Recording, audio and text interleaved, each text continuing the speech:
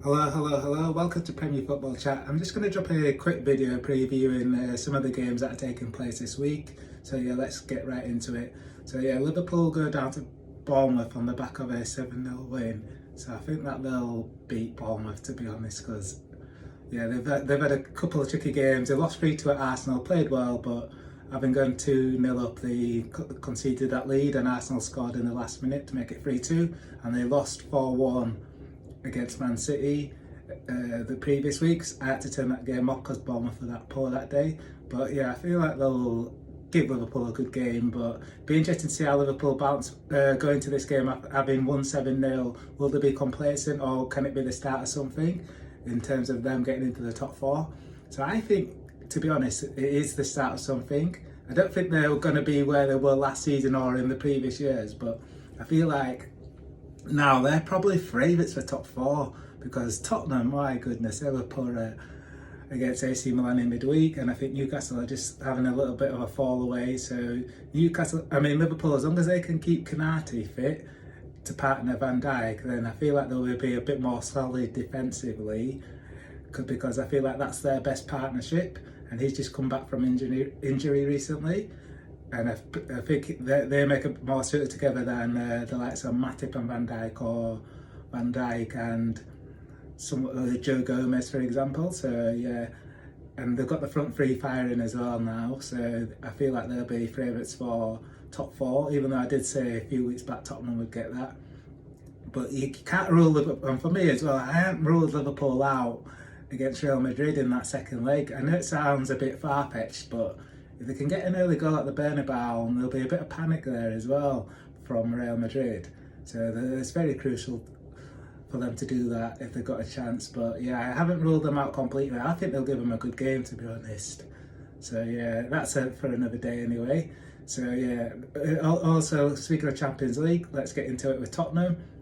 My goodness, they were so poor. They're just that serious, are they? Like, in terms of winning a trophy. Like, it's more about balancing the books and just making sure that their books are okay rather than pushing for trophies. And yeah, they didn't really compete for trophies either, really. The last time I can remember them competing is when they got to that Champions League final, when they got that late winner against Ajax. But other than that, they don't really compete for them either. It's as long as they balance the books, and as long as Stefan's got his gourmet burger at the new stadium, then they're all happy. It's not about winning trophies at that club, and they just seem to be in Arsenal's shadow, and they don't want to step out of it. It's like your biggest rivals are about to win the Premier League potentially, and you could have like at least softened the blow by trying to win the Champions League, but they just never got into it in that game. And then yeah, like I said in my Super 6 prediction, I think they'll win that game against Nottingham Forest because the pressure's off.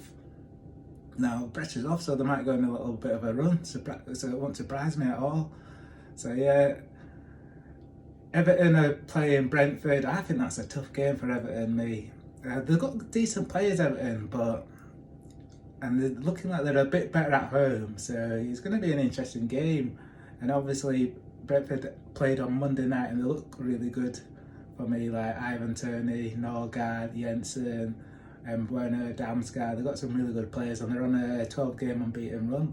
So yeah, it's going to be a tough game for Everton, but if they can keep the crowd engaged, then they've got a chance. And yeah, other games that are taking place, Brighton are away at Leeds, so yeah, Brighton are in a good form as well. Leeds, like Everton, they need to keep the crowd in it as well, because they're struggling for victories despite playing well. So as long as they can keep the crowds in it, it could be a difficult game for Brighton, but obviously they'll be looking to get the win, and their manager's being touted for Chelsea as well. So yeah, he's doing really well.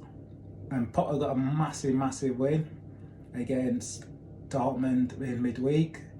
So yeah, he'll be looking to build on that, which I think they will do against Leicester, because Leicester have sort of dropped off recently. They've had like defeats to the likes of Man United and Arsenal of late. And yeah, I feel like Chelsea will create a few chances, and I feel like they're doing better. They're just not finishing those chances. They're playing better, but they're not finishing those chances because they haven't got that out and out goal scorer. Though they aren't starting the one that they do have in Aubameyang. So yeah, they've got the players who will create chances in the likes of Enzo Fernandez, and they've got Kai Havertz as well. So yeah, I think they've got enough to beat Leicester. And yeah, let's get into it with other teams as well who are facing each other this weekend as well. So yeah, Man City will be away to Bournemouth, and they can close the gap on Arsenal, who play on Sunday.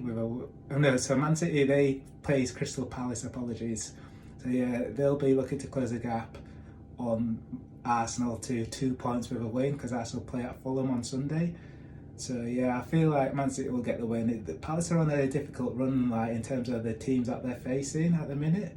So yeah, I think they lost to Aston Villa, which was a game that they probably should have targeted for a win, but wasn't to be.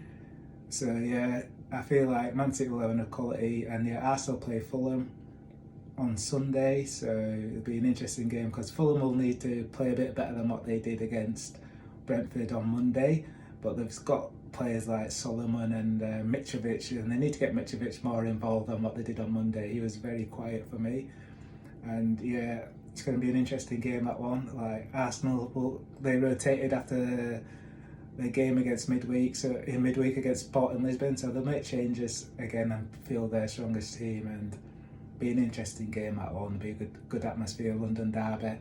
And yeah, Man United, they need to win after that. The 7-0 defeat. I couldn't believe it, man. 7-0. I couldn't believe it. And yeah, they got the win in midweek against Real Betis. But yeah, they're playing Southampton, and to be honest, they've got to score a few goals after what happened last week. But I think they'll get the win anyway. But whether they'll get a performance and goals as well, I feel like they need that as well. And they seem to be comfortable at home, so I think that they'll get the win, to be honest. And yeah, those are the preview for this week. So yeah, I just thought I'd preview some of the big games that are taking place. So yeah, don't forget to hit that like button and subscribe, and peace out and have a top weekend. And yeah, stay warm as well if you're in England, because boy, it is freezing and snowed a lot recently. So yeah, have a good one. Peace out.